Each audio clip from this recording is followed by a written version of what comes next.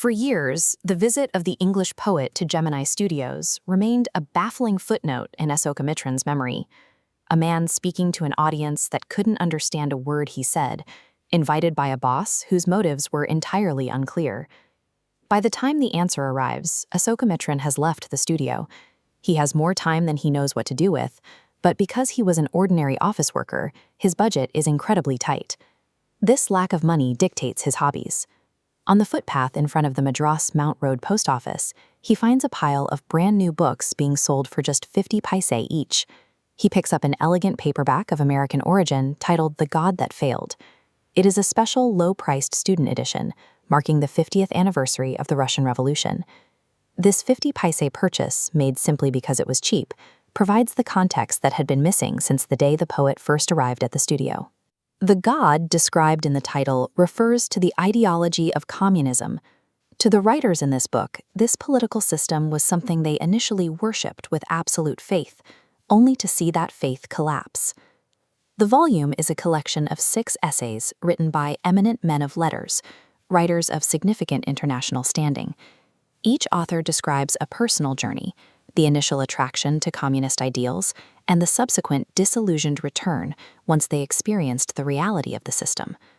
These were global perspectives, featuring writers from France, Italy, Germany, and the United States, all contributing to a broader argument against the communist movement.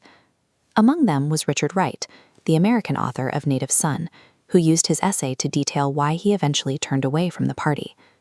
Taken together, the book serves as a manifesto of sorts, using the personal failures of intellectuals to highlight the broader failures of the ideology itself. Asokamitran eventually reaches the final name listed in the book, Stephen Spender.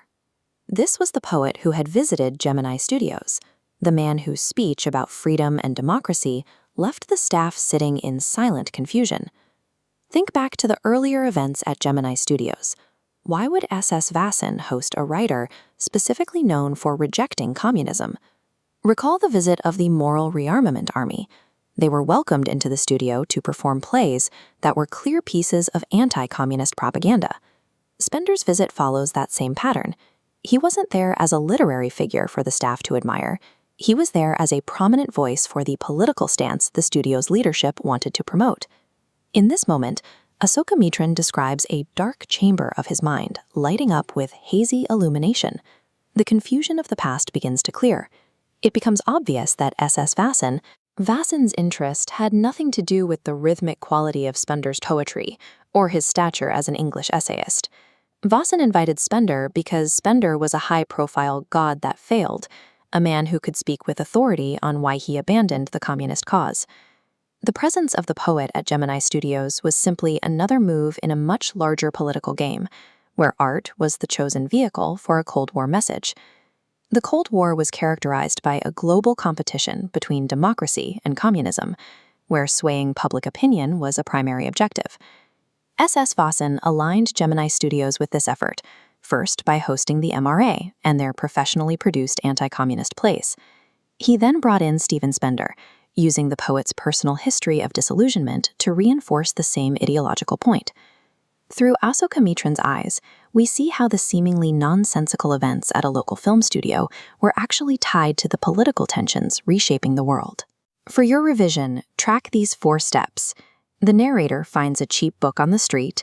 He recognizes its anti-communist theme. He identifies Stephen Spender as a contributor, and he realizes the poet was invited to Gemini for his political history, not his poetry. Use these connections to provide depth to your answers on the narrator's epiphany. If this breakdown helped you, like the video and subscribe to the ACE archive for the rest of our CBSE English series.